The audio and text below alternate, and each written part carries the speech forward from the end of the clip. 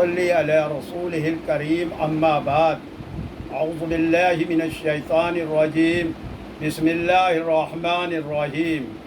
میرے محترم دینی بھائیوں و بہنوں، گناہ دو طرح کے ہوتے ہیں۔ ایک گناہ وہ ہوتے ہیں جو اللہ سے وابستہ ہوں، اسے حقوق اللہ کہتے ہیں، جیسے نمازیں نہیں پڑھی، روزے نہیں رکھے، شریعت پہ عمل نہیں کیا، یہ حقوق اللہ گناہ ہیں۔ اور اللہ بے نیاز ہے، غفور الرحیم ہے۔ اگر اس سے کوئی تڑپ کر معافی مانگے گا تو انشاءاللہ وہ معاف کر دے گا۔ لیکن ایک گناہ سے حضور صلی اللہ علیہ وسلم نے پناہ مانگی ہے، وہ گناہ حقوق العباد ہے۔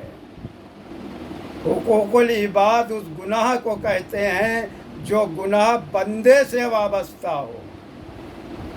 ہم نے اس کو اللہ نے صاف لفظوں میں کہہ دیا کہ اس حقوق العباد گناہ ہم نہیں معاف کریں گے، یہ گناہ تمہیں بندے سے ہی معاف کرانا ہوں گے۔ سمجھیے تھوڑا سا، حقوق العباد گناہ جیسے آپ نے کسی کو ناحق گالی دی، کسی کا ناحق دل دکھایا، کسی کا حق تلفی کی، حق مار لیا، کسی کا قرض لیا واپس نہیں کرا، کسی کو بلا وجہ مارا، تو کسی بھی طرح سے بندے کے ساتھ اس کا حق طلب کرنا حقوق العباد گناہ کے اندر آتا ہے۔ تو کل قیامت کے دن جب عدالت لگے گی تو کس طرح سے اس کا حساب ہوگا سن لیجئے۔ دو طرح کے لوگ ہوں گے جو اس دنیا سے، ایک وہ جائیں گے جو بالکل خالی ہاتھ ہوں گے، ان کے پاس نیکیوں کے نام پر کچھ نہ ہوگا اور وہ جہنم میں چلے جائیں گے۔ پھر ایک وہ مظلوم ہوں گے جو نیکیوں سے لدے پھندے ہوں گے، لیکن جب وہ وہاں جائیں گے تو کبھی کوئی آ کے کھڑا ہو جائے گا کہ اللہ اس نے ہمارا حق مارا تھا، تو اللہ کہیں گے اس کی نیکی لے کے اس کو جو اس نے جس کا حق مارا تھا اس کو دے دیں گے۔ دوسرا آئے گا، اس نے مجھ کو گالی دی تھی، اللہ اس سے اس کی نیکی لے کر جس کو گالی دی تھی اس کو دے دیں گے۔ اس طرح تمام قرض دار، تمام اس کے ستائے ہوئے لوگ آئیں گے اور اس کی ساری نیکیاں بٹتی چلی جائیں گی۔ وہ کنگال ہو جائے گا، جب کنگال ہو جائے گا اور ابھی اس کے قرضے بچیں گے تو پھر جو قرض دار ان کے گناہوں کے اس پہ لادنا اللہ میاں شروع کریں گے۔ اس طرح سے جو یہاں سے لت پھند کے نیکیوں سے گیا تھا وہ وہاں جہنم میں پہنچ جائے گا۔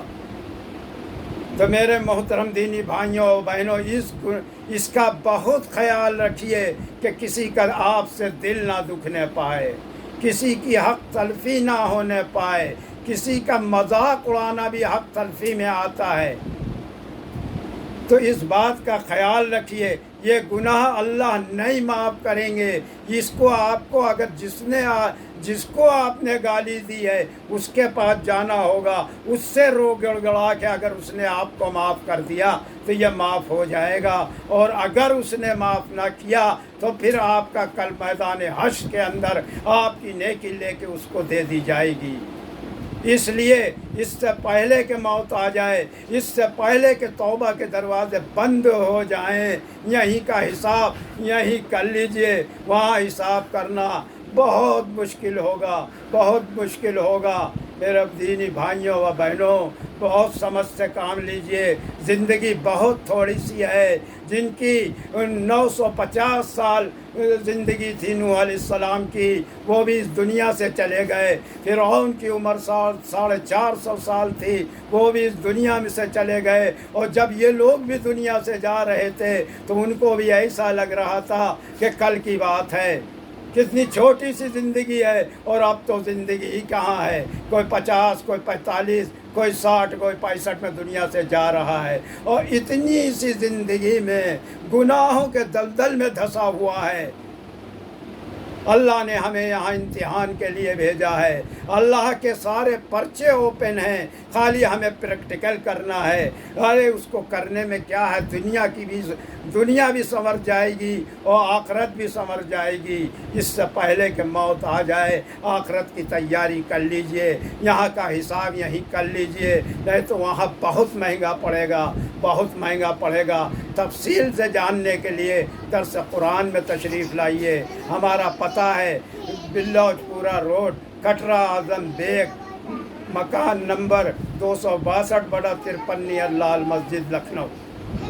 وآخر دعوانا ان الحمد للہ رب العالمین.